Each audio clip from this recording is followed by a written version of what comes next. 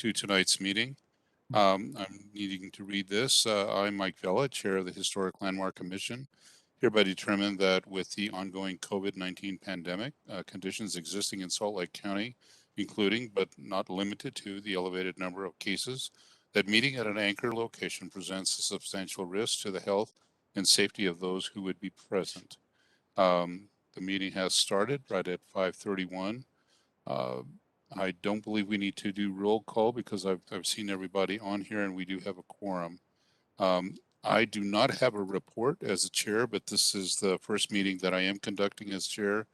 And since we do have some new commissioners on the commission, I'd like to welcome everyone to this meeting and note that the Historic Landmark Commission is made up of citizens of the city who are appointed by the mayor, confirmed by the city council. As commissioners, we have three primary objectives.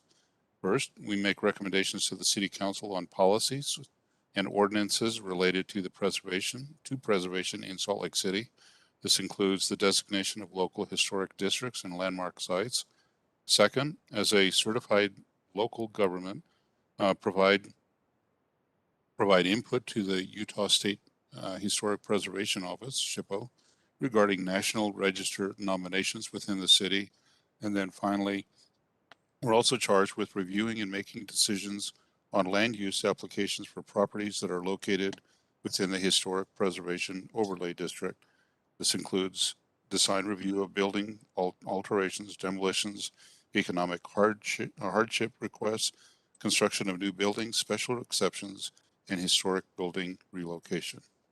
Babs, is there a report from the vice chair?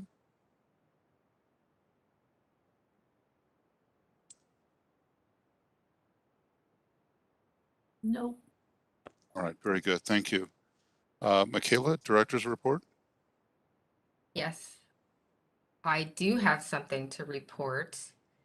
And I'm happy for two individuals, but also we will miss you and miss your service and all these fun years. I'm going to address Victoria first. This is her last meeting.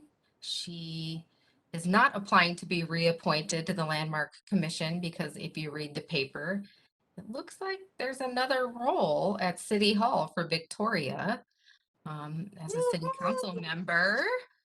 And we know that she knows a lot about the Landmark Commission and will always keep us in her thoughts.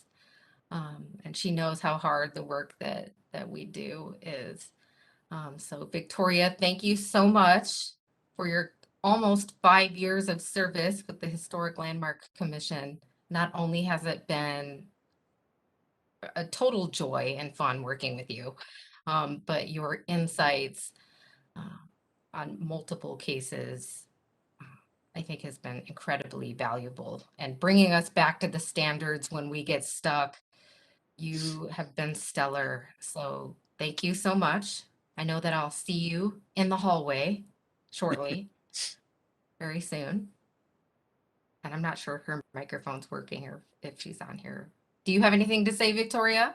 Oh my gosh, I have loved every minute. I have learned so much. There is an advocate and a partner for preservation on the city council, and you're all invited to, I think there has to be like 3 parties because I have the canvas day, I have the appointment, and then I have a swearing in. So it just feels like everyone calls for a party. So I hope to see you all there. Yes, I will be there for sure with a bow tie or bells on, Victoria. So excited to have your knowledge on city council.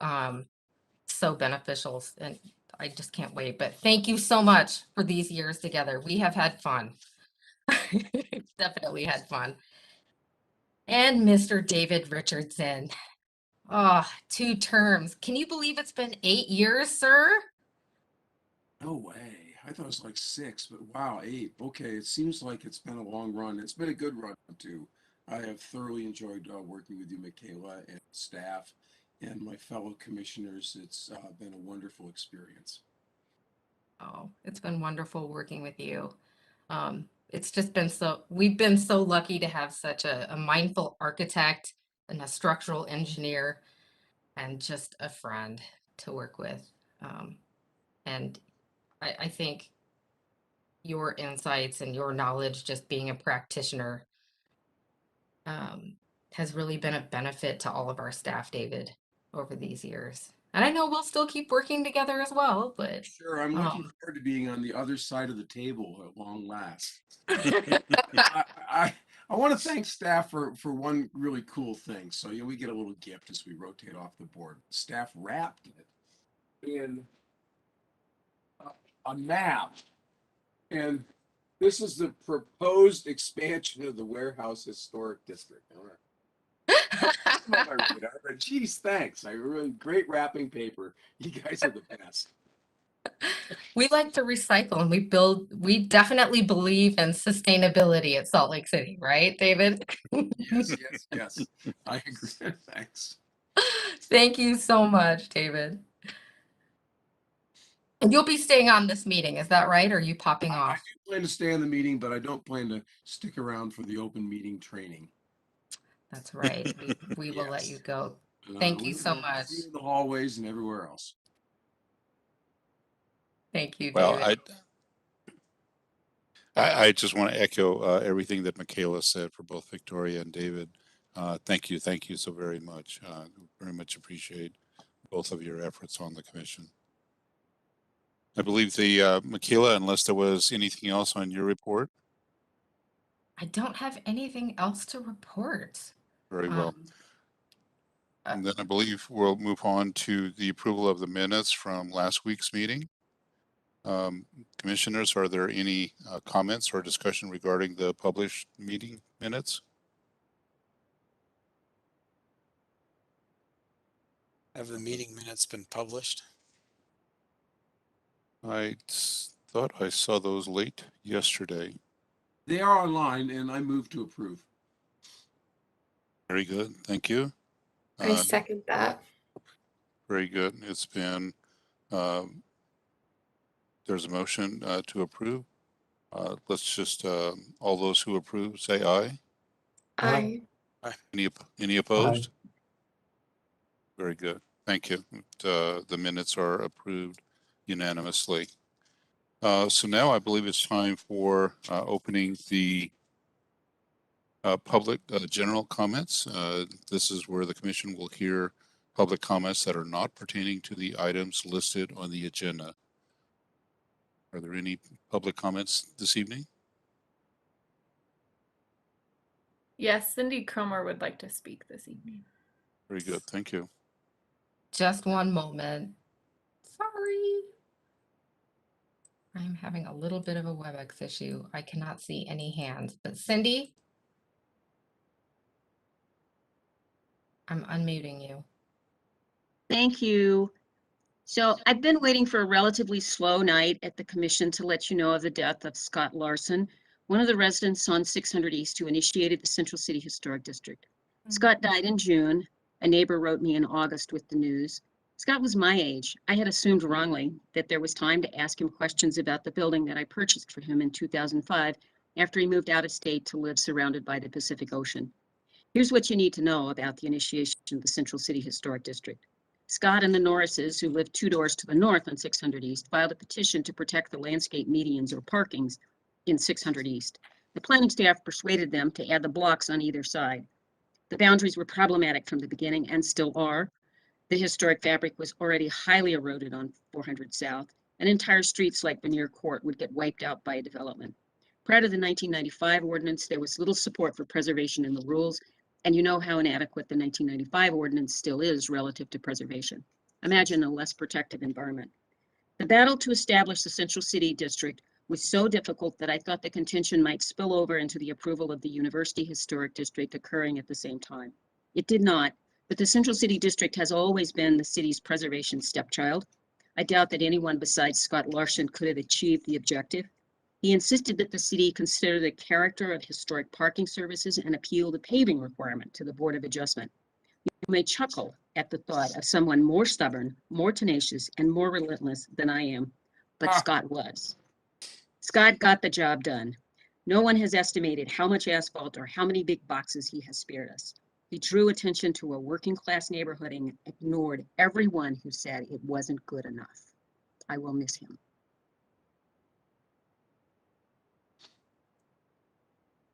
Thank you, Cindy. Thank you. Michaela, are there any other public comments? I do not see any other hands up. All right, So no. very good.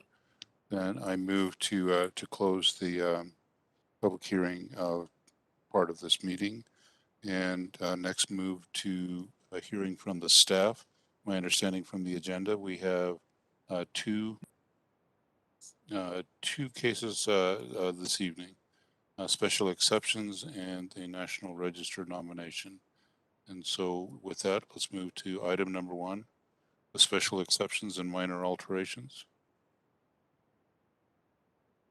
Good evening, everyone. Oh, good. There it is. Waiting for that share button to light up. Sorry, it delayed. No problem. Can everyone see that okay? Yes. Yes. Great. So this is a request from Judy Shoup, the owner of the property at 522 East 6th Avenue, for special exception approval and a certificate of appropriateness to install an overheight fence along the west lot line of the property. Staff is recommending the commission approve the request as proposed. Here's a map of the district. It's on 6th Avenue between G and H Street. The house on the property in question was built sometime in the early 1880s. The records say initially as an adobe structure, but it's been modified over the years. The property lines on this map are very off, so they're for information only. So you can see the location of the fence that has been proposed along this west property line. And we'll go on. All right, here's some photos of the site. The deck, the materials don't appear to be original as they are made of Trex or some other sort of composite material. But I just want to point out the view here. You can see where the fence is going or is proposed along here. And I also wanted to point out that on the other side of the property, there is already an 8-foot fence in place.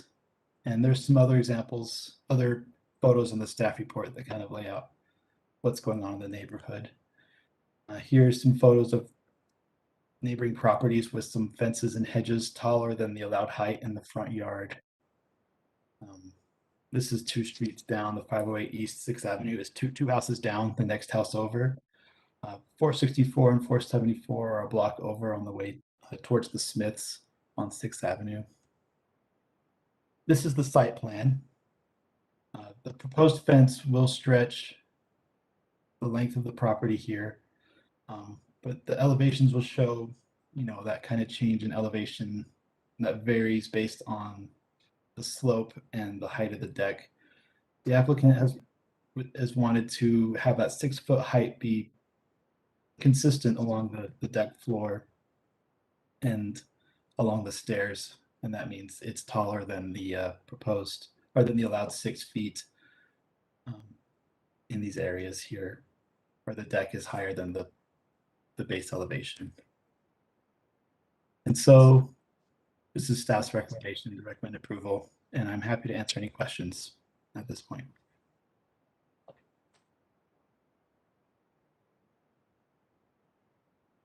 Do you know if there have been any conversations with the neighbor whose window would be obstructed by the additional height and their thoughts? I did talk to the neighbor, the resident, not the property owner, but there haven't been any conversations as far as I know. You'll be able to ask the applicant that.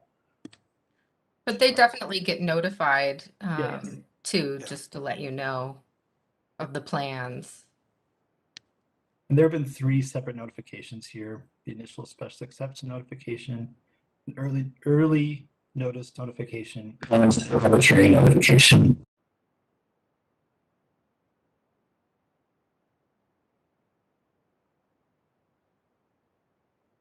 And was there a view of the rear of the property that the applicant provided, just of what that would be looking like from the rear?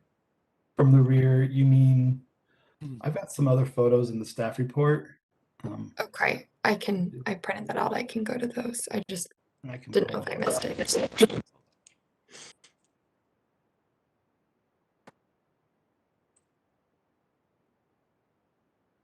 Find the one. Here's a photo. Is this what you're thinking? Right. Yes, that's helpful. So that's the area that would be the 6 feet extending to the 8 feet where it drops beyond the Yes. deck. Down these Okay. stairs here, and it would go up. And one thing I noted in the staff report was these two doors, which brings up that privacy standard for special exceptions. Right. And can you also, in the staff report, when you talked about on September 21st, City Council passed an ordinance. I think it said getting rid of that Yes. special exception. Can you tell us a little bit more about that? I think I was tracking, but if you could explain that a little more. So this specific request for additional fence height is no longer permitted in the zoning code. With the city council approving that change in the special exception standards, fence height, there's no special exception for that now, and it has to follow what is listed in the code. So this was submitted before that change. So that's why we're reviewing it now after the change in the code. It was vested in that on the old standards. But the Landmark Commission, last time I tried to explain, and probably didn't do a really good job. Part of that got changed, but there's another upcoming change as well to take the actual special exception out. But you as the Landmark Commission now, it's called a special exception now. After this second code amendment goes through, you'll still have the authority to make those sort of adjustments, just not in the special exception realm. Does that make sense, Eden? Yes. What realm would it be, Michaela? Would Just it under just be the, like just under the COA process. Minor Okay. alteration application. okay, like an adjustment? Okay, that makes Yeah, sense. just following the either new construction design guidelines or new construction standards or any sort of alteration standards. There wouldn't be a separate list of standards like you see for this one that came Okay. in before. Right. Okay. Thank you. I had a question. Could you go to the side elevation, Andrew, please? The Yes. elevation drawing, yes. And I just want to have it clear in my mind. And I see the transition between the 6 feet and the 6 feet, and it's because there's a deck there. That's why the 8-foot height is really required. So in the future, I mean, I can see what they're doing. They're just connecting the dots, quite frankly. Otherwise, the fence would have to step down stair-like to match the stairs that are behind it. Isn't that correct? It would have to follow the slope here that exists on the property. So you would have this gradual downward slope down to this other 6 foot, Okay. as opposed to following the steps and the deck itself as it does here. And because the deck is some close to 2 feet higher than the natural slope, that's what the difference is. That's the delta. Right. Yeah, about 2.5 feet higher at its highest point. Yep.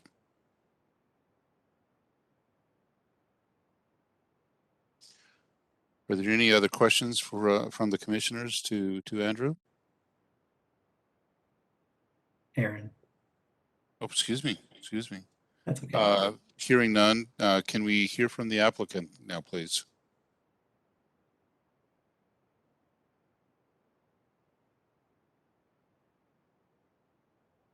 Hi, Judy. It looks like you're unmuted.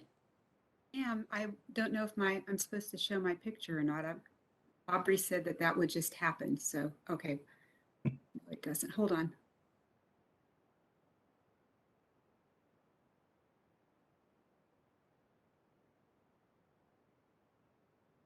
If you look kind of at the bottom, you can start the video. I just did. Oh, it looks like it's coming. Oh, you got that cover on, Judy. Thanks, Aaron.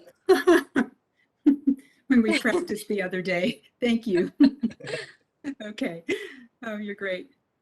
Thank you, Erin, for your explanation. And yes, we just want the certificate of appropriateness. The deck is very sturdy. It's like a piece of, I guess, construction, and the fence is tied in with it. So it kind of all goes together. And we want to just replace the fence for several reasons. One is because it became unstable last year when you had a big wind and the tree fell over from the neighbor and made it shaky on the posts. And then also the property line actually changes different than where the fence is at this time. Well, it didn't change, but it's different than what the fence makes it out to be. So we want to recapture that that property and that fence. So all the way around, we just need to do this over. And we thought it would be much nicer. The backyard is lovely, as Babs actually knows. Babs helped with this house sale some years ago. And it's a beautiful backyard, but in the house on the west side there, there's just, it's very, just right there in front of you. And privacy is a big deal in this request that we're making of you, as well as aesthetics. So I just ask you please to approve this certificate of appropriateness. And if you have any questions for me, I can answer them.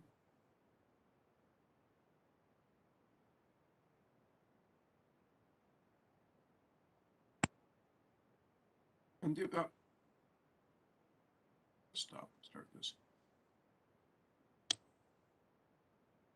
I don't have any questions. I Did you have do. a question, David?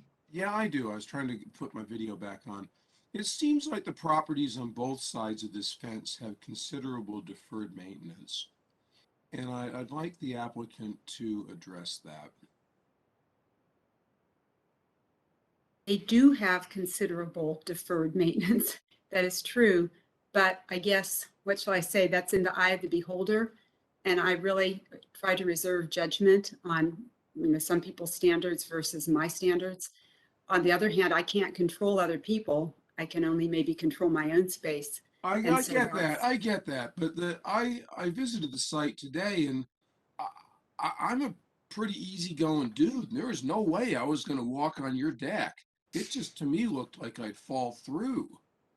Well, that's because of the recent, I guess, storm. When the neighbor... No. We're architects and engineers. We get this. That's just an old deck that has not been maintained. Sir, I bought that house in 2016. At that time, 2016. At that time, the deck was fairly perfect as far as being an old, 15-year-old deck, perhaps 10 years old. The back especially is pretty sturdy. The sidewalk going down the side and the part towards the front, both of those places right there have kind of sunk in. And it's super scary. Yeah. Yeah, and that came across in the last few years, and all of that needs to be fixed. But because when we bought the house, that someone told us that the land actually extended further south and further west than the property line indicated by the placement of the fence, we hired Bush and Gudgel to come and do a survey. They did the survey, we got the new pins, and we now know where the property line is. At that point, we wanted to replace the fence. That would involve replacing part of the deck because the deck and the fence are built together and hooked together. So then, probably it was 3 years ago, maybe 3.5. I'm not sure, the last few years are a bit of a blur with all that's going on. But I started this proceeding back then with a lady named Mayara Lima. I think I'm pronouncing her name correctly. Through the city, emails back and forth. She gave me emails back and forth, what I needed to do, what I needed to submit, this, that, and the next thing. And at that point, combined with, and then there was the, I don't know if you went to the back, there was a little bell guard wall in the back. No, in my opinion, it wasn't safe to go to the back. Well, that's fine, but that's part of the reason that we're trying to get this done right now, because of the sidewalk there. The sidewalk needs to be redone, but it can't be redone in its own light because it's tied into the fence. The fence then got more shaky. The fence was built first. Right. They were built together. One way or the other, they hook in together, and to replace one, you need to replace the other. So all the way around, since we wanted to ask for this extra height, we wanted to wait until we got approval, and this all takes time. One related question. I know Babs has her hand up. So how far and in which direction will the west property line move, west fence move? At the very, okay, on the west side towards the south, it kind of West side, goes, just west, not south, but the west fence. How far will it move as it relates, let's say, to the front I can property? share the staff report or the I site didn't plan notice that in again. the staff report, so, I can share the I site can- plan again. I can answer. The west fence towards the south corner goes out about another foot, but it's on an angle, like a little piece of pie. so that end moves, but at the street, up at the street, it remains where it is. Correct. Yeah. Oh, okay, okay. So that the section in green there moves a foot to the west. No, no, it's, I can't draw it. It's further down at the, by the back corner. I told you the west and the south. Way over there is Ah, where it moves out. Erin, okay. do you want to help with this question? Is. Yeah, there is some slight movement. The fence is moving. Let me pull up the other site plan. There's a plan with how it is and how it's going to be. I did not include how it is. That was in the staff report. It's in the staff report though. Is it? I do, okay. Well, Hold on. I printed it and it didn't print. If they're moving it to still be on their property line, are you just wondering, David, because you're curious how much closer it's going to be going towards the neighbors? Well, actually, Inside or- my biggest issue is the height in the front, but anytime someone moves a fence in the avenues, they run the risk of having disgruntled neighbors. The neighbors have had ample opportunity to, make their comments. Yeah, that was mentioned earlier. And that's true that they may be disgruntled, but it still is her property. And This is if she true. moves a fence within her property, This one's that's pretty her straightforward. prerogative. There are cases where the property line goes through the neighbor's house. This one's a little easier to reconcile. Oh, Lord. Hello. I'm sure she has a survey. Babs, did you have Oh, yeah, something looks that good. you'd like to add? Well, yeah, first of all, I wanted to correct Dave that I'm not an architect or engineer. And I really applaud her for actually getting a survey before doing this or requesting this. And I'm a little embarrassed that you were asking her or chiding her about the condition of her deck because she's trying to do this all at once. And the whole topic is about the fence and not the condition of the deck. Right. So I would. There was a note in the report that they didn't like the way the neighbor's yard looked or something like that. Whatever, I'm ready to make a motion, but. Go for it. Well, we need to ask for Well, hang on. comments and what have Yeah. you. Yeah. Right. Are there any other questions to the applicant? Hearing none, I think we need to open up to public comments concerning this item. And remember, if there are any public comments, state your name since this meeting is recorded. Thank you. Mr. Chair, I do not see any hands raised from the participants list. Very good. And since there were no additional from the public, hearing no other public comments, we can close that part of it. And Babs, did you have any further comment that you wanted to make? No, not at all. All right, very good. So let's open this to the executive session by the commission.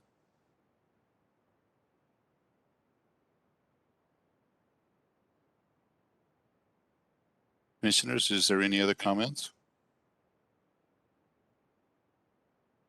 No comments by me.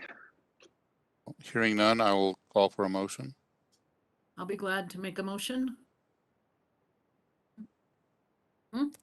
Hold on, I have to pull it up here. There we go. Based on the analysis regarding a PLNHLC 2021-00439 of special exception and minor alteration PLNHLC 2021-00441, based on the analysis and findings listed in the staff report and the information presented and input received during the public hearing, I move that the Planning Commission approve the special exception request and the accompanying minor alteration request as proposed. Thank you, Babs. Is there a second to this? Is that a typo? Should that say Historic Landmark Commission? Yeah, we're a subset of the Planning Commission. I think probably okay. Shoot, sorry about that. Copy and paste. I'd like to amend the motion to say Historic Landmark Commission, please.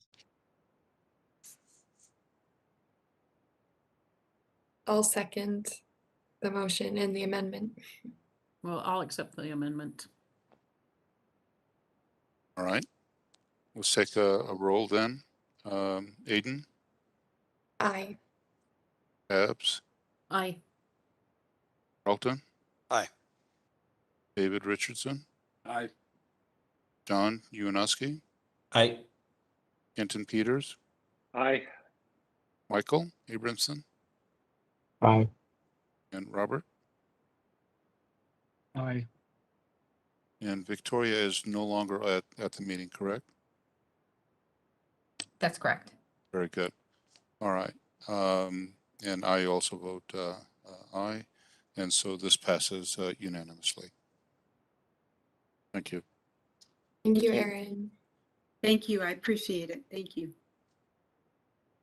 All right. So now we move to the second item, National Register nomination for the Pantages / Utah Theater. I think Nelson, you have a presentation on that. Mr. Chairman, before we proceed, I've been informed that our firm has previously done marketing for the proposed project on this site, and in conversation with staff, they've recommended that I recuse myself from this particular item. Very good. Thank you.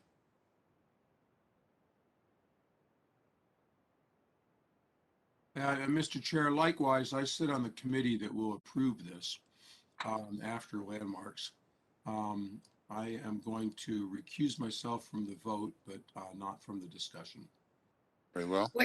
David, what committee is that? The state or the Board of State History.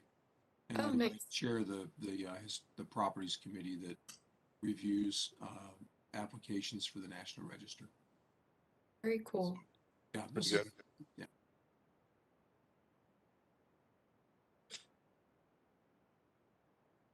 So am I up? Yes, Nelson. Okay. Am I sharing my screen? Yes. Okay, excellent. Nice bow tie. Thank you, sir. It seems to be a trend around here. You're likely familiar with the Pantages Utah Theater. Its future has been debated for many years, but particularly since the city's redevelopment agency purchased it in 2010. Its most recent status is that in November 2019, the city agreed to sell the property to a private developer who intends to demolish the theater and construct a new building on this site. The merits of that agreement and the question of whether the theater should be saved is not a question for the Historic Landmarks Commission's review this evening. Your review tonight is because the State Historic Preservation Office, or SHPO, has received a request to add the Pantages Utah Theater to the National Register of Historic Places. As part of the listing process, you, the Commission, representing the Salt Lake City Certified Local Government, as Chairman Vela said in the beginning of the meeting, are responsible for reviewing pending National Register nominations within the city boundaries. SHPO, it just as an indication of the process, SHPO forwards your recommendation to the Utah Board of State History, which then votes on whether to forward the nomination to the National Park Service, where the keeper of the National Register ultimately decides whether to list the property. And in order to be clear, at the beginning of the presentation, listing the Pantages Utah Theater on the National Register of Historic Places will not prevent its demolition, nor does it mean that the Historic Landmark Commission would review any proposed alterations to the building if current plans aren't finalized. The Nelson? HLC, yes, Nelson, I'm so sorry to interrupt you while you're in your groove. Are you sharing your screen? I should be. I'm sorry if I'm not. No, that's okay. It's not coming across. Do you mind? Okay. Let me get back there. Pardon the That interruption. looks great. You were, I'm sorry, you've been having to watch me read for the past 5 minutes. You're fine. You're doing a good job. We thought that was your intro. And it was. So. It was all carefully conceived. You're not seeing it now. We're seeing your picture on your laptop, but not your presentation. Okay.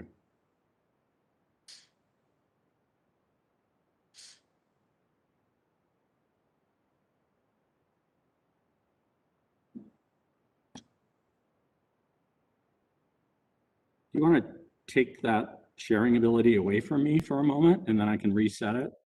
Sure. I'm sorry to hold things up this way. Nope, that's fine. No worries. Let's make okay,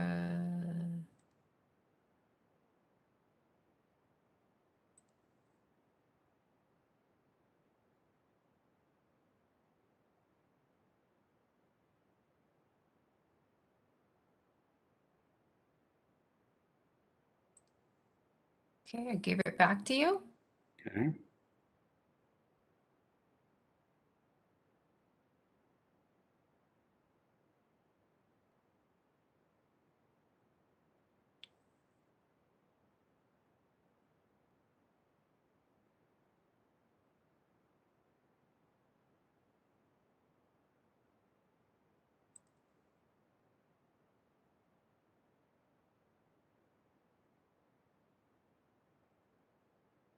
There, it's up now. There Nelson. you go. It's coming.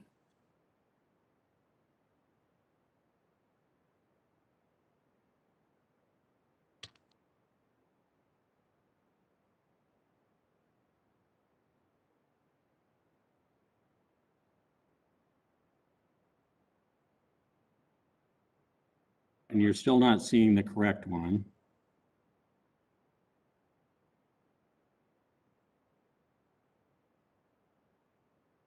I think we're seeing the correct one.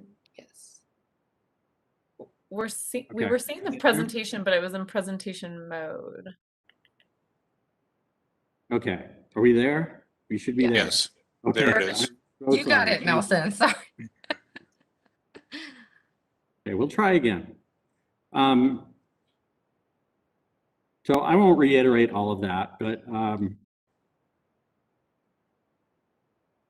just to be clear at the beginning of the presentation, to get back on track here, listing the Pantages Utah Theater on the National Register won't prevent its demolition, nor does it mean that the Historic Landmark Commission would review any proposed alterations to the building if current plans aren't finalized. The HLC's authority is over city historic districts and landmark sites and does not extend to buildings listed on the National Register. So the theater was built in 1920 by the Pantages Vaudeville Circuit. It's being nominated both as a significant example of the few extant vaudeville era theaters in Salt Lake City, and also for its architectural significance and for as a building that was adapted over as technology changed over the years. Initially intended as a live theater for vaudeville acts, the theater Pantages was adapted for use as a movie theater in 1930, and then underwent several ownership and name changes. You see the photos here that show the theater upon its completion in 1920 and in one of its later incarnations before 1930 as the Orpheum Theater. There we go. In 1937, new owners changed the theater's name to the Utah and also updated the front facade with terracotta facing and a new marquee. In 1968, the ornate auditorium was split into two as the popularity of single-screen theaters ebbed, and then the movie theaters closed in June of 1992 for good. Since then, it's been a vacant building, has remained vacant. The city's redevelopment agency bought the building in 2010 and plans to restore it or adaptively reuse the theaters. The theater has stalled as economic conditions and policies priorities have shifted since 2010. So you're reviewing a nomination here. It's a little unusual because the theater isn't being nominated by the owner. It's being nominated by the Save the Salt Lake City Pantages Theater Coalition, which was organized in 2020 to advocate for saving the theater. They submitted this nomination as part of their efforts. Nominations like this without an owner's consent are rare, and I figured that you would be wondering why it's progressing through to this point. In this case, the State Preservation Office is proceeding through this process because it determined the theater is a public property and could be nominated. However, just to make it clear again, even if the building is listed on the National Register, there are no restrictions on demolition or alterations to the building by an owner. So the HLC's purview here and your role is to forward a recommendation on whether the property meets the requirements to be listed on the National Register. In addition to that, it's been the city's policy to conduct these reviews in a public hearing to allow public comment. So that would be your action here tonight. You forward that recommendation to the Utah SHPO and the Park Service, and they ultimately, the Board of State History would review it at a state level, and then the National Park Service and the keeper of the National Register of Historic Places is the ultimate arbiter when it comes to listing the building on the National Register. If the city's current agreement with a developer to construct a new building on this site proceeds as planned, that would not be affected by either listing or not listing this building on the National Register. So your recommendation goes to SHPO, and likely the outcome doesn't change. Unfortunately, this is a building where perhaps its time has passed. But your recommendation here would be to SHPO for its listing and whether or not it's eligible. Staff hasn't received any public comment on this. I know that the consultant who prepared the nomination and a representative or two of the Save the Pantages Theater Coalition is here. And I'm sure that they will be happy to answer any questions, as would I. Thank you. Well, Nelson, question regarding ownership. Who currently owns it? Does the city RDA The own city it now? redevelopment agency does right now, yeah. And what's their position on this nomination? I don't know. Given typically an owner Weird.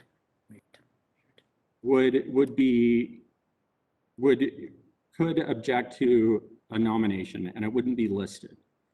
In this case, like I said, the SHPO has determined that this is a public place, and so case law shows that it would be eligible for listing on the National Register. If the sale to the developer proceeds as planned, they could object to the listing and it wouldn't proceed. Thank you. I have two questions, Nelson. Mm-hmm. One, great presentation. Thank you for making a lot of this information very clear. But I just have two questions that I think would just help me understand better as a commissioner. One, I've only been in Utah, in Salt Lake City, for a few years, so I've tried to educate myself a bit on over the last few years on the theater. Was it sold, I was just wondering if this is correct. Was it sold because it was deemed that the cost would be too large to renovate or restore the structure? And then my second question is, since this building currently isn't in a local historic district or designated as with any historic designations, are there any plans for other structures on Main Street or in that general area for local historic districts or other designations in the future? Well, I'll address your second question first. There is along Main Street, there's a local historic district, Exchange Place, which opens onto Main Street. That's located on 4th South and Main Street. There are a handful of additional properties, one of which is the Kearns Building, which is immediately north of this property. That is listed on the National Register and also the city local register as a landmark site. I know that the property immediately to the north of that, the Danes Music Building, is also a landmark site. There have been others over the years that honestly, the Clift Building on 3rd South and Main Street as well. There are other buildings that under different regulations for landmarks were formerly local landmarks that have been demolished, and there are other examples of that within the downtown area. There are many other buildings that are on the National Register, typical of this, and in some cases those have been renovated and saved and are great buildings in and of themselves. One example is the former Tribune building, which is now Newmont College across the street from this. And then the original intent, I think, of the RDA's purchase in the city in 2010 was to rehab or adaptively reuse the building. There have been several studies since then, and as time has passed, the building condition has deteriorated, and the costs of rehabilitation have gone up. There isn't full consensus on that. The city's position is that those costs are too expensive. You may receive other input from others, but keep in mind that this meeting is just for the listing of the building. Thank you, Great, Nelson. thank you. Yes, I was just trying to better understand. Do you know if this property wasn't given a designation similar to neighboring properties that are similar in age just due to the alterations that have occurred throughout the years, or was it because of its deteriorated condition? On consult, it wasn't on the National Register. And when experts were advised, yes, the issue was with alteration. Okay, thank you. The significant amounts of alteration to this building. So Nelson, not a question, but a comment based on our conversation yesterday. I think you had indicated that that there has been a photographic or electrophotographic documentation of the building, the majority of the spaces. Is that correct? Correct. The RDA funded a pretty extensive documentation of the building after they entered into this agreement to sell the property. That is available on the Marriott Library website. And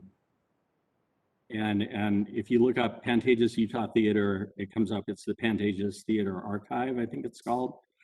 In addition to that, there was a lot of documentation, both at SHPO and that was put together as part of this research that will, obviously continue beyond the building's life if it goes that way.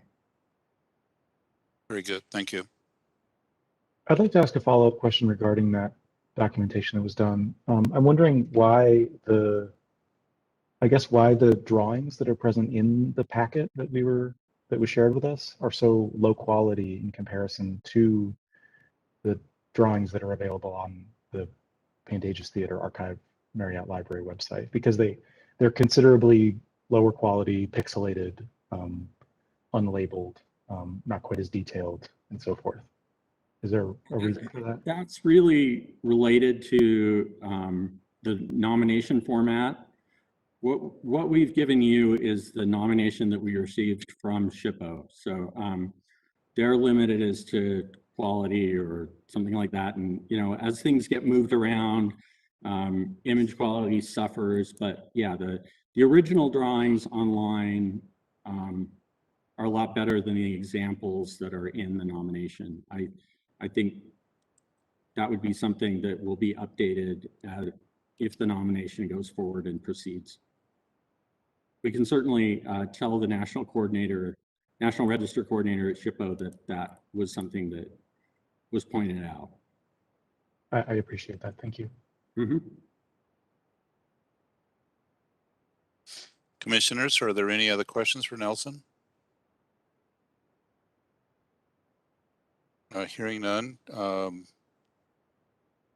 we hear from the applicant, please? Thank you, Nelson. You're welcome.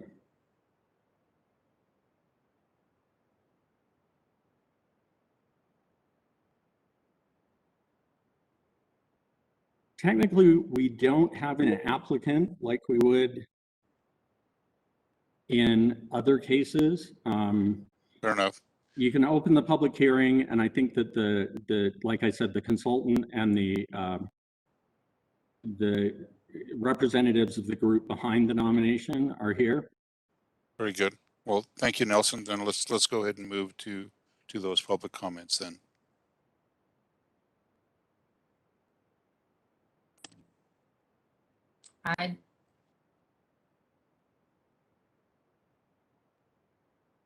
This is so crazy. Okay. The hand is in black instead of yellow, so. Michael Valentine, I'm calling on you. Awesome. How's it going, guys? Thanks for letting me come on here. So I'm actually one of the people from Save the Utah Pantages. I'm the one that hired Kirk Huffaker, the former director of Preservation Utah, to do this application. We've been working on it all year. I'm super happy to answer any questions on here, but happy to make some just general comments too. So in February of 2020, I hired Kirk, and he did a preliminary look into the theater and whether it was eligible for the registry. We did that. He worked with Corey Jensen at the State Historical Office, and they sent that out to the Park Service, and they agreed that it was eligible for the registry. And then we did the former application, which is what is here now. And I'd also like to mention, you know, we mentioned some of the stuff about the deal with this current RDA deal. That was signed in November of 2019. There's actually a letter from SHPO to Preservation Utah and the RDA. They were at a meeting in 2018, and it was their opinion that the theater would be eligible for the registry and would receive the tax credits, which is about a year before this current deal. And I actually know the former RDA director. He bought the theater with the promise to see it restored. And it's actually mentioned in the downtown master plan. And it mentions that the Utah Theater to be repurposed into a cultural and activity generator, which this current deal is not with luxury apartments. But I would like to get back to the registry that, you know, this building's 103 years old. Babe Ruth performed there, Abbott Costello, Will Rogers. The history is just absolutely insane. We keep finding more and more things out about it. And it's a Pantages theater, so it's bigger than just Salt Lake City in Utah. This is really a national treasure. And by making it finally on the National Registry, it honors the theater in a way for the whole country. And your guys' recommendation and the nomination helps us to then go to the city and go to the mayor and go to the city council and ask them to make this a Salt Lake City landmark, which would protect it from demolition and would save it. And to some of the comments about the applicants and these sort of things, the RDA is a collection of public property. This building was bought with tax dollars, this is a public building, so we as members of the public, submitted it for the registry under that. So I'd just like to clarify that. But that's kind of just a rough background. I'm happy to answer any questions. And then I heard some questions about some of the restoration costs and viability of the building. I'm happy to get more into that. We have national experts working with us, including the League of Historic American Theaters and also Evergreen Architectural Arts, who restored our other sister Pantages theaters and that sort of thing. So happy to sit on here and I know Kirk's on here too. He can comment, but any questions I'd love to answer and get into some of those details that were mentioned before. Just for my note keeping here, tell me who was talking, please. Yeah, my name's Michael Valentine. I'm one of the organizers of Save the Utah Pantages. Been in the newspaper for chaining myself to the building and that sort of fun stuff. But I have a background in film. I'm a filmmaker, and we've been trying to save the theater for 2 years and see it restored into basically a cinema place for film festivals and movies, and build a historic theater district with the Capitol Theater right there, and the Eccles across the street, which isn't historic, but it's our other big theater. So very good. Thank you, sir. Yep. Thank you. All right, I'll call on Kirk Huffaker. Kirk, you're unmuted. Good evening, commissioners, Mr. Chair, and planning administrators. Thank you for the time on the agenda tonight to consider this nomination. Just a couple of points I wanted to bring up. Like any client that would desire to do a historic preservation task, I answered the phone when Michael called and said, of course, I'd be happy to help you figure out how to do this. And the figuring out part took a little while. We did not enter into this, lightly. We wanted to make sure that the National Park Service was going to be okay with our approach to the nomination, and in terms of the context statement and the significance. And really, as you mentioned earlier, due to the alterations, we wanted to make sure that this was something that was indeed eligible. And so after a little back and forth, we did get that confirmation. And so at that point, we proceeded with the full nomination. I'm happy to also answer questions. I will address the one about the resolution in the nomination.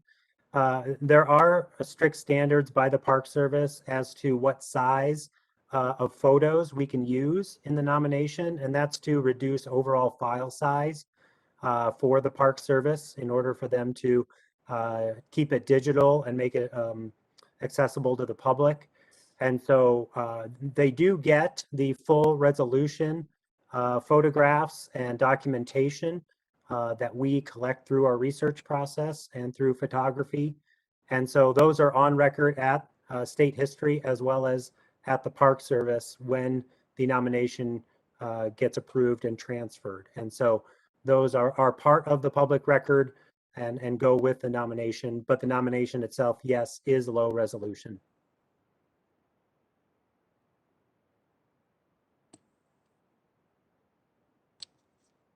I have a question for Kirk, or maybe it's a request. For those of us who might be a little less familiar with the National Register eligibility criteria, could you just explain in general how the 4 criteria for National Register eligibility work, and then how they're applied in the Utah Theater? I see it's criterion A and C, and just kind of explaining the elevator pitch, I guess, on that eligibility determination. Sure. I'll try to summarize. So the criterion, there are 4 criterion for which a site can be eligible.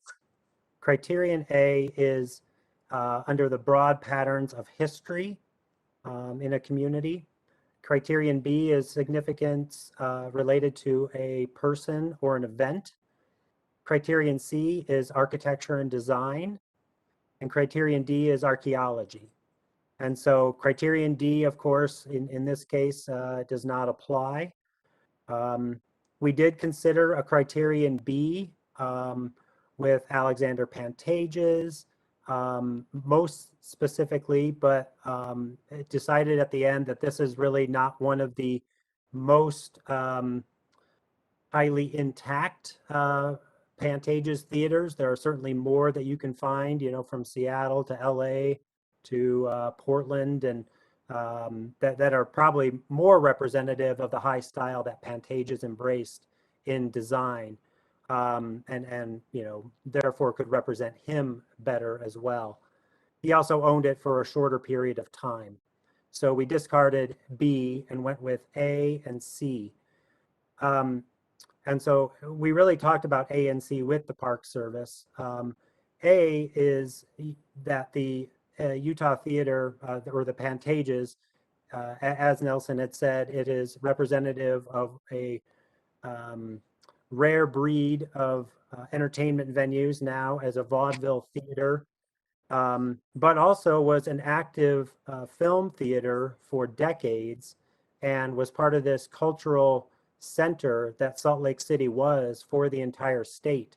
And certainly under its ownership by Paramount, it had many film premieres that were, you know, hugely attended, widely promoted, of very popular movies.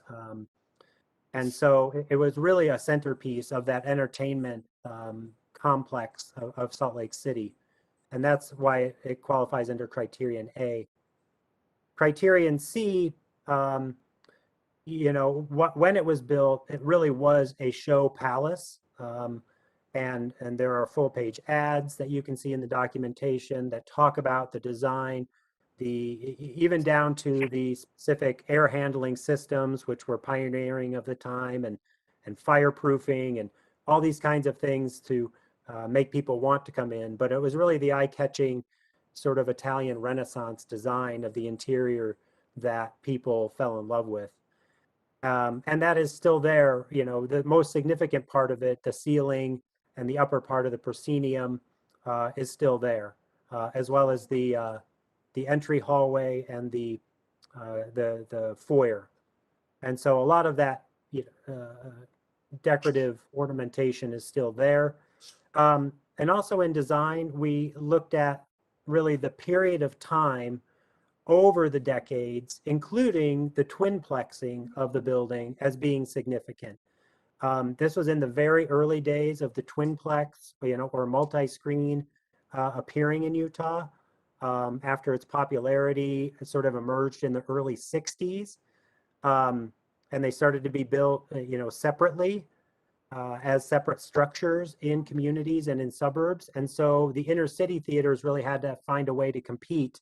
And the way that the Utah Theater was split, while certainly not the best historic preservation move, did allow them to economically compete along with the Utah 3 Theater across the street with the other multiplexes that were emerging at the time.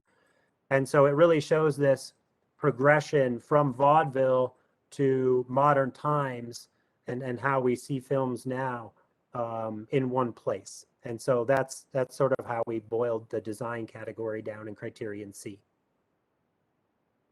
Thank you very much.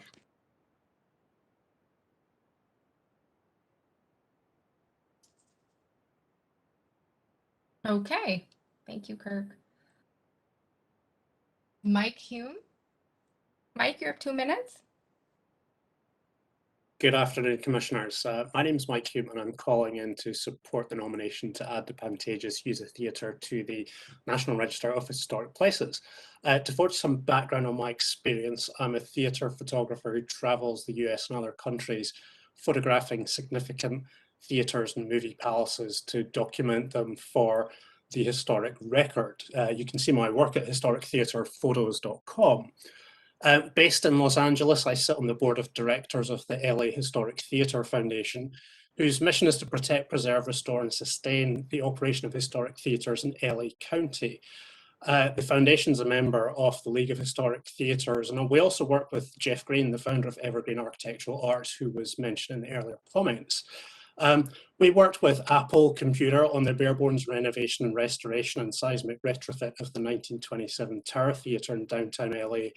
and we're actively working with Netflix on their project at the Egyptian Theatre in Hollywood.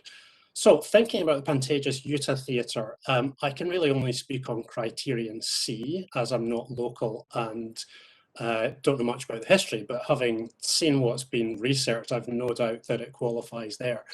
The architect, B. Marcus Prateka, was an immigrant Scotsman like myself. He spent a long and fruitful collaboration with Alexander Pantages.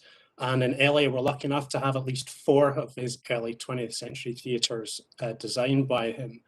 One of the theatres currently adaptively reused is the same Pantages Greek design as Prateka employed at the Pantages Utah Theatre. Parallels have of course been drawn with the Tacoma Pantages, which is likely the finest example of that design. Another one in Los Angeles is the well-known Hollywood Pantages Theatre.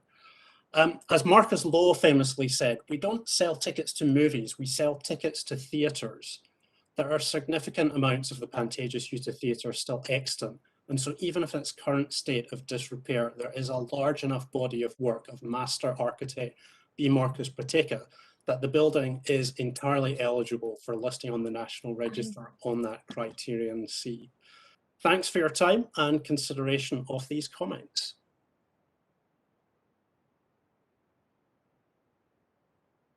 Michaela, are there any other public comments? Yes, O'Brien McDonough. Yeah, that's me, Casey. Hello, everybody. So I'm another one of the organizers. You heard Michael talk about chaining himself to the theater. He was actually arrested there as well. So I'm the guy that wasn't chained to the theater and wasn't arrested.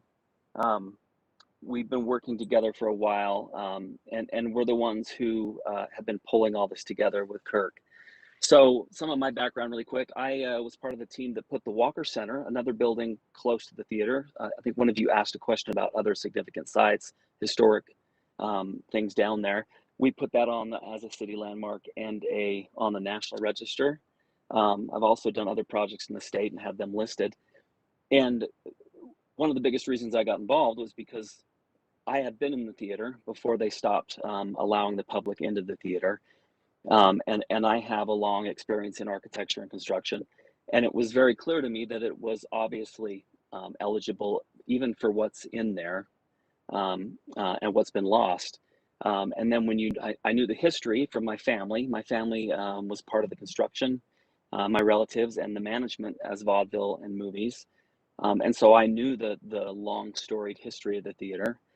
And so I really appreciate Nelson, the way he's presented this to you, because we're really only asking the question, do you believe what's been put in front of you in that application? And I don't know how any of us could doubt it. Kirk has a long history in historic preservation. He's been working with SHPO, and I think it's obvious that the building can be listed and should be listed and should get your recommendation. Regardless of any of the cost issues that we've been talking about, regardless of who owns it. In this case, it's a city-owned building, otherwise publicly owned, and legal precedent said that we could do this. So this is how we're trying to fight the fight to save a historic building. The city bought it just like it bought Warm Springs, just like it bought the Fisher Mansion, because they knew, and with political change, administrative change, leadership change, we think they've gone down the wrong path on the theater. And this is our effort to turn that path and lead them back to a place where it can be saved and restored and used for another 103 years. So I would say that I humbly ask that you give a positive recommendation so that we can list the building that should have been listed long ago. Thanks, everybody. Thank you. All right, thank you. Looks like I have David Berg. David, you're unmuted. Hi, thank you for taking my comments. Can you hear me? Yes. Hello? I just wanted to make sure you could hear me. Yeah, so I absolutely would love for you to consider and vote in favor of this Utah Historic Theater, Utah Pantages Theater for the historic nomination. It's absolutely deserving of it. I've only been in there once. I went there in elementary school on a field trip and just fell in love with, this is the first time I really recognized the value of historic buildings. I was just awestruck by it, and I've been quite a history buff and historic fan of historic theater since that fateful field trip in elementary school. It was about the same time that the city county building was being threatened, and I think the same things were being said about it being in a deplorable state of condition and not worthy of restoration, not worthy of historic designation. But luckily we made the right decision, and I think history stands by that. History will stand by recognizing this as a historic place as well. A couple of the points I'd like to mention is that it really will be a destination theater, a place for as a destination for tourism in a vibrant historic place. It's also notable that the Utah Pantages Theater was one of the first buildings in the country with air conditioning. It's one of the first buildings in the country that had a Warren Truss, which is one of the reasons it survived the recent earthquake relatively unscathed. There's also it's worthy of saving. It's absolutely a historic place, and I hope you'll make that call. Thank you very much. Appreciate it. Thank you. Thank you. Crystal Green? Crystal, I'm unmuting Can you you. hear me? Yes. Thank you. You have 2 minutes. Thank you. Oh, for sure. All right. My name is Crystal Green. I am just a person who lives here in Salt Lake City. I've lived here most of my life. I've only been in the theater a couple of times, but I can tell you that it is an absolute treasure. It is beautiful. And though it does need repairs, I truly, truly believe that it can be restored. Absolutely, positively. I am kind of a history buff myself, and I've seen buildings who are much, much worse get repaired. I believe that we need to put this onto a national register. It is something that I treasure. I know many, many, many people treasure it. And I feel like it would be a tragedy to not let future generations enjoy this beautiful theater.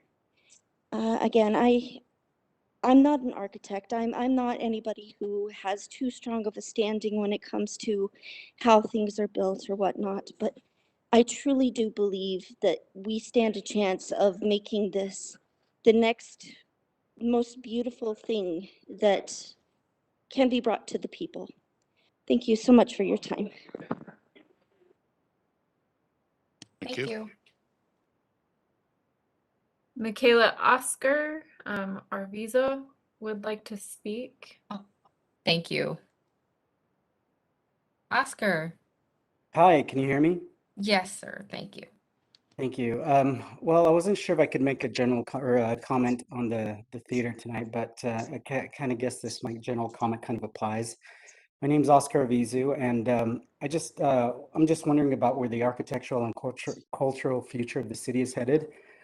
Why is the most favorable response to tear down old buildings instead of saving them, moving them, or incorporating them into new buildings or building designs? Instead, we give away millions in tax incentives and exemptions to developers to trash our history and distinctive architecture and replace them with generic boxes and glass designs that look out of date the minute they are done.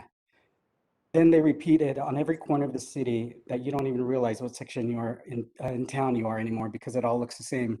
From downtown to Sugar House and now Murray, there's no style or imagination. Designs that look like sixth graders created them in Minecraft.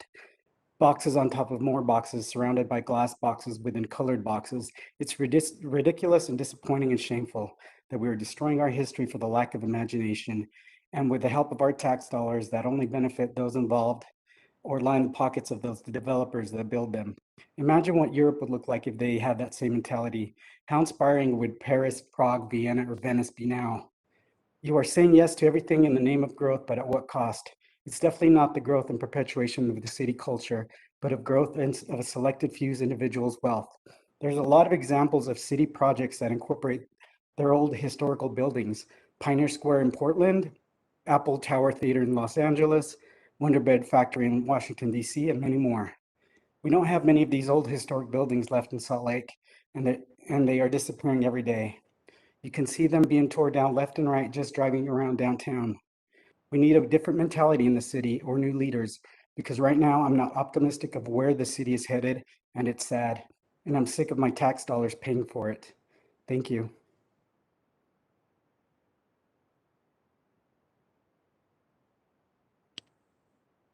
I do not see any other hands up, Mr. Chair. Well, since there's no further public comments, so we'll close the public hearing portion of this meeting and open to executive session by the commission. Commissioners? I guess I can start by saying that I fully support this nomination. I think that it was very well done. Kirk, who worked on this nomination, I think did a great job. And in the context of local, state, and national significance, I think that this theater deserves to be recognized. And to all the preservationists that have shared tonight and joined, just a plug that we have open spots on the Landmarks Commission, and we're always looking for people. Very good. Thank you, Aiden. Thanks for the plug, Aiden. That's right. Yes.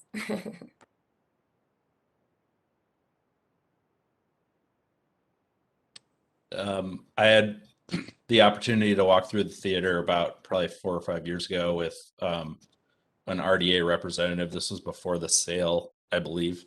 And yeah, I echo the sentiment of the commenters who have been in the building. It really is kind of a transformative space.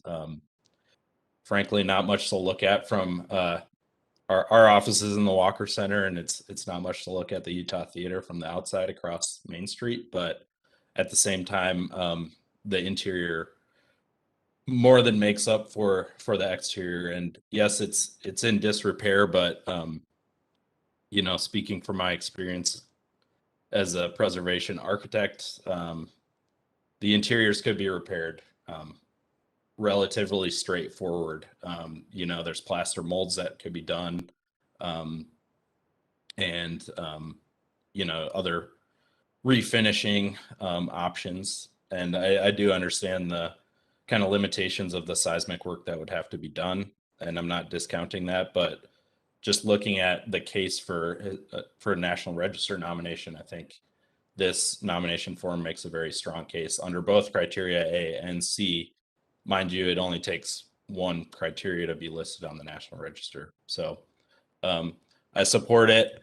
And just addressing that last comment from Mr. Arvisu, I think it's one of the interesting things about listing on the National Register of Historic Places is it makes you eligible for federal historic tax credits, which can be up to 20% of eligible expenditures that you would do on a renovation project. So in this case, it's really incentivizing an owner to use tax dollars to their benefit. And I just hope that the owner of the building, once it's not city owned, fully considers that option in restoring the theater. They also would be eligible for state URM funds with helping with seismic upgrades. Another mention. Yeah, good point. And John, I want to just reiterate what you said. And the last time I was in the building was about the time that I'll call it the RDA fly through, the 3D model was created, and then that describes the building, in my opinion, quite well. Anyone that chooses to go on the Marriott website and to look at that can get a feeling about, for what a wonderful neoclassical interior it has.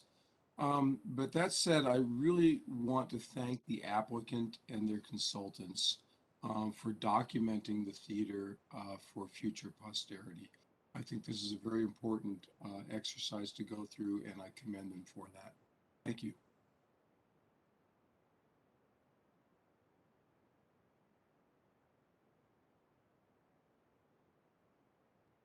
Any other comments, commissioners?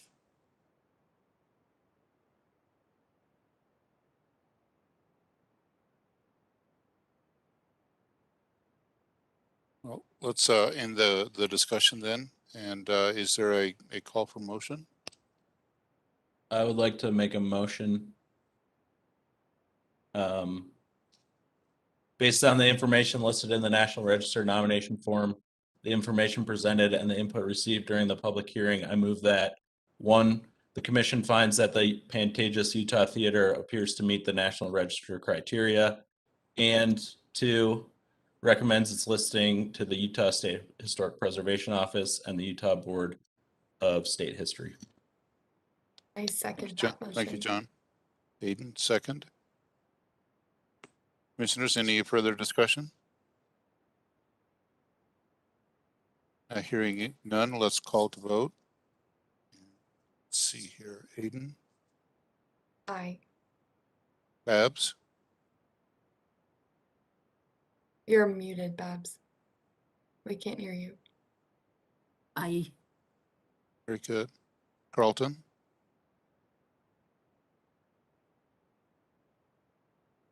He abstained, didn't he? Very good. David Richardson? Abstain, thank you. Thank you. I just wanted to get it down in record. John? Aye. Kenton? Aye. Michael? Aye. Robert? Aye. Victoria is not here, and I would also vote as aye. So we have 2 abstentions and 1, 2, 3, 4, 5, 6, 7 aye. The motion carries. Thank you. Now, one question that I did have, Nelson, this did not have a PNC number. Would one be assigned to this recommendation that goes to SHPO? We haven't in the past, as we've gone through this process. We think that future ones will. We'll figure that out. Very good.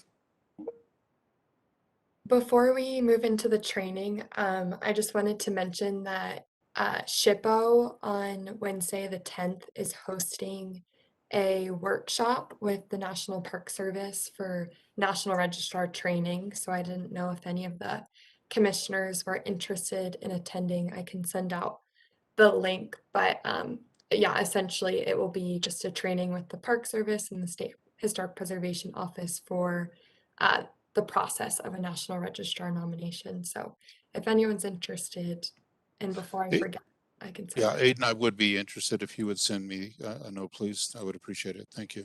Yeah, definitely. Me too, Aiden. Why don't you send it, or I send it to everybody? Yeah, okay. I'll send it on our email chain. Thank you. All right, I believe we've covered the 2 items on our agenda tonight, but there is other business. The OPMA training. This is true. We have the Open and Public Meetings Act training, and I just want you all to know this is Bab's favorite thing every year. And I've done it 8 times at least. She loves it. She always has great questions. No, we're gonna do this in 5 minutes now, Paul. She's never groaned when we've done this. Paul. Babs, maybe you could do the presentation. I wasn't asked, and I certainly would have. That's what I was gonna say. I could have found some appropriate memes and TikToks to make it a little more lively. You know, I've actually thought about doing a puppet show, but that's going to take a lot of time. Oh, poop. Okay, get it done. Sorry, I'm trying to share my screen here. Here it is. You should all have a copy of this in your Dropbox. And for Babs, benefit. We'll try to get through this quickly. We have an annual obligation, as you see down here, to do Open and Public Meetings Act training. This is so that we all remember, and also because we have new members of the commission who haven't had this training 8 times. So let's make the most of it. It is so. Sorry, I have several basically quotes from state code here because it's just easier that way. The idea behind this is that we want the people's business conducted in the open so that the public can have trust that what we're doing is on the up and up. And I'm just going to go into a little commentary here. It should come as no surprise to any of you that we are at a point right now where there seems to be very little trust in government. Dealing with these kinds of issues on a regular basis, people who don't like the results of land use decisions suggest that members or that staff members have done things that are inappropriate, or even commission members. None of this has any factual basis, but we live in a world where if you don't like something, you just accuse people of things and see if it gains a little steam. So it is so important that we do everything in the light of day and avoid those things that will give members of the public reason to suspect otherwise. So let's do our work in the light of day. All right. Always important to talk about the definitions in the code, because this is these are the building blocks of the Public Meetings Act. What is a meeting? A meeting means the convening of a public body or specified body, and that's defined elsewhere, with a quorum present, including workshop, executive session, field trip, whatever we may do if we ever get back to doing field trips, whether in person or by means of electronic communications for the purpose of discussing, receiving comments from the public about, or acting upon a matter over which the public body or specific body has jurisdiction or advisory power. So when a meeting is convened with a quorum in order to do the body's business, that is a meeting. It does not mean a chance or social gathering, however often those may happen. You run into a fellow commissioner somewhere, or maybe there's some sort of a social event planned by the commission, as long as there's no commission business that's discussed. Again, convening means that we're calling the public body together in order to do the business that the body, and in this case, the Historic Landmark Commission, has the power to do. Meeting is open unless closed. We'll get to closed meetings. You have this. I won't read it. It's kind of boring. Notice, when we provide a notice of the meeting, we provide the agenda, the date, the time, and the place. Right now, the place happens to be in your computer.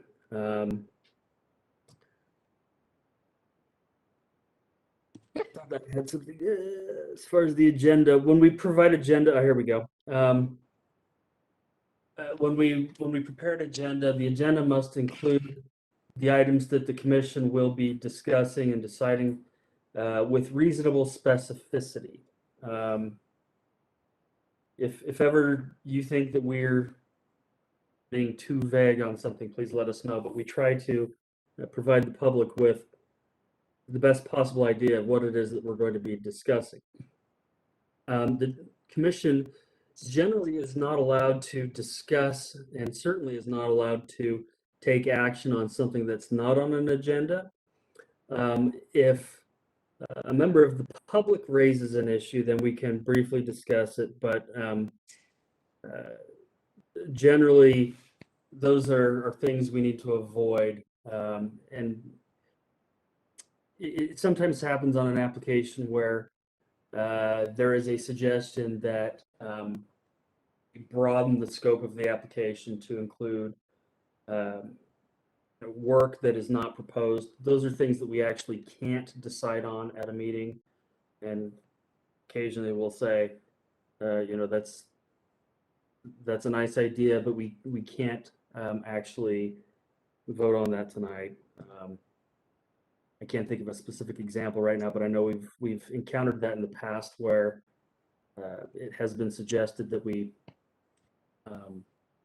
have an applicant do some additional work on the project, and we have to call a timeout. Meeting minutes are super important to people like me. They should be super important to people like members of the commission. Not always the most exciting thing to talk about. One thing that we want to make sure is that the meeting minutes are accurate. Now, that doesn't mean that we're taking a verbatim transcript of what happened at the meeting. We're required under law to have the minutes generally reflect the conversation at the meeting, who was there, the nature of the items discussed, the votes, and a record by each person, as you see, a record by individual member, each vote that was taken, and then name of people who are not a member of the public body. Now, the minutes are supposed to, like I said, be a reflection of the meeting.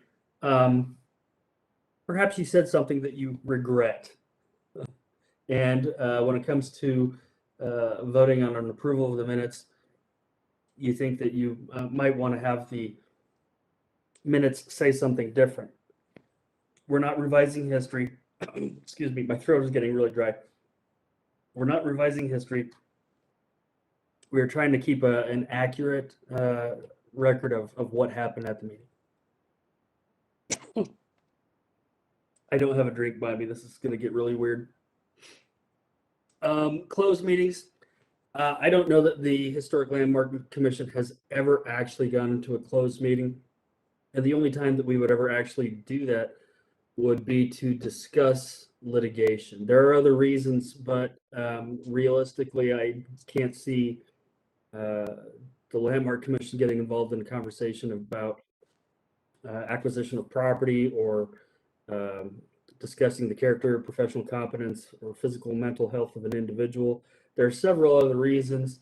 Really, the only one that we would ever have a purpose for going into a closed meeting would be to discuss litigation issues. And that generally would be after an appeal had occurred and a matter had been referred back to the Landmark Commission. But in order to do so, and I'm required to tell you this, and if we ever cross this bridge, I'll remind you, you need to have a quorum present. We have to have 2/3 of the members who are present vote to go into a closed meeting, and we have to state the reason for doing so. There will be minutes taken of the closed meeting, but those are not subject to a public records request under the Government Records Access and Management Act, also known as GRAMA. Electronic meetings, this is fun. In the years that I've done this training, this has always been an afterthought. Not anymore. This is how we hold our meetings now. As you see, we may not hold an electronic meeting unless you've adopted a resolution, rule, or ordinance.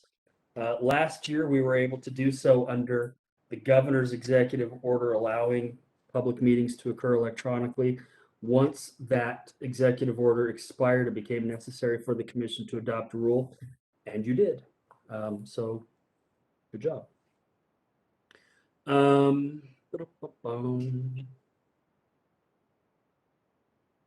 The commission is allowed, let's see, the recent changes allow for the public body to convene and conduct an electronic meeting without an anchor location if the chair of the public body determines that conducting the meeting with an anchor location presents a substantial risk. And at the beginning of our meeting, we heard Commissioner Vela make that finding and announce that we are meeting electronically.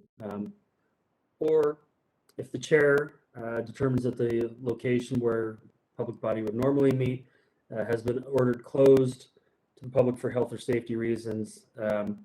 Also, something we wouldn't normally talk about, but for the last year and a half, the city and county building had been closed due to earthquake damage. I'm not sure if members of the commission are aware that the city and county building is now open to the public. There are processes as far as getting in the building. You've got to check in with security. And generally you need to make appointments with the folks who you'd go talk to. This is sort of a side note, because I knew somebody would ask the question when the city and county building may be open. It is open now. It opened to the public on Monday. As you see, the other things here with electronic meetings, public notice should inform the chair's decision.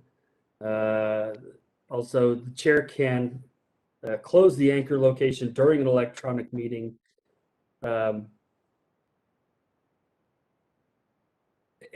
I'm trying to imagine the scenario where you would do that if we were at the anchor location, if there were some sort of a safety, health concern, that would be kind of weird, but you know, the last year has brought us a lot of weird, so maybe we'll see that happen someday. That's kind of really it. I know I skimmed through this. Babs has been really enjoying this so much.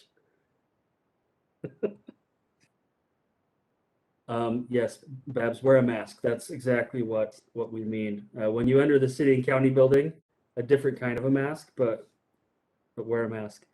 And then disruption of meetings. This is again kind of a weird thing, but the state legislature adopted a negative standard. Instead of saying don't disrupt meetings, the state legislature adopted this standard that basically says we don't have to tolerate disruption in a meeting. And then violation of the open meetings law, in addition to eroding the public trust,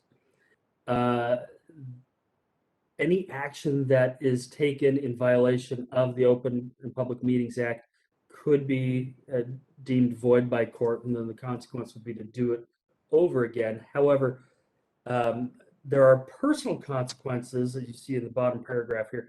If a member knowingly or intentionally violates the Open and Public Meetings Act, it is possible you could be charged with a Class B misdemeanor. To my knowledge, that has never happened in this state. It's not to say that people haven't knowingly and willingly violated the Open and Public Meetings Act, but I don't believe that anybody has been prosecuted for that. That's kind of really all I have as far as the actual Open and Public Meetings Act. There's always an addition to it that we talk about, and that is the Planning Commission policies, Landmark Commission policies and procedures.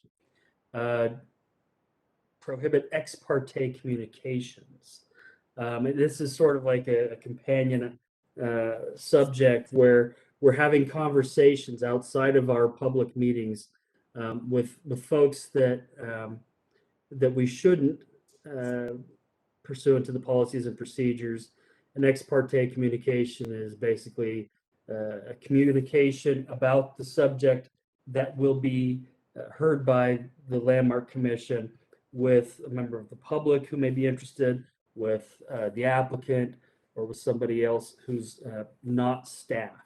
It's certainly appropriate for members of the commission to reach out to staff and ask questions if there's something that you may be unsure of, that you're concerned about, that you would like to be discussed. But your policies and procedures suggest that you should avoid having conversations with applicants or other interested parties. If you do, the consequence is that you should recuse yourself from the meeting at which that item is discussed. That's kind of really all I have. I know that this has been so much fun. Again, the law requires that we do this annually, and here we are. Any questions? Any complaints? Any ideas to make this more exciting next year? No? No? Okay. This being my first training, I just want to say thank you for the training. You are I look welcome. forward to it next year. And the next year, and the next year. It really is not the most exciting thing to talk about, but especially right now in the climate that we're in, with civic discourse being in such a challenging place, it's probably one of the most important things we can actually talk about here. So appreciate you listening, and if you do have any questions now, feel free to ask. If not, you can always shoot me an email if you think of something later. We can just tell you to take down your Boston Red Sox sticker. Babs? Yeah. Babs? Yeah. Until a couple of weeks ago, it was a badge of honor. It's never a badge of honor. Now it's a badge of shame. Yankees, go Yankees. Thank you. I recall the Red Sox beat the Yankees this year, and they knocked them out of the playoffs. So, any non-baseball related questions, comments? All right, then. I'll turn it back to the chair to shut this thing down. Well, thank you very much, and I want to thank the staff and all of the commissioners. It's interesting to me how when I describe to people, this commission and why I do it, and I think everyone who is here does it because of how we feel about the city and being able to participate in its growth and its history, and it's a very satisfying thing to do. And I know Babs, you probably have been on this commission for more years than most of us have, but it's thank you all for the work that you do. It is now 7:13. I believe it's time to close this meeting. Is there a motion to do so? I so move. Chair, Mr. Chair, you can do so without a motion. Very good. Then I hereby close this meeting. Thank you, everyone. Take care. Thank you. Yeah. Hi, everyone. Thank you. Bye.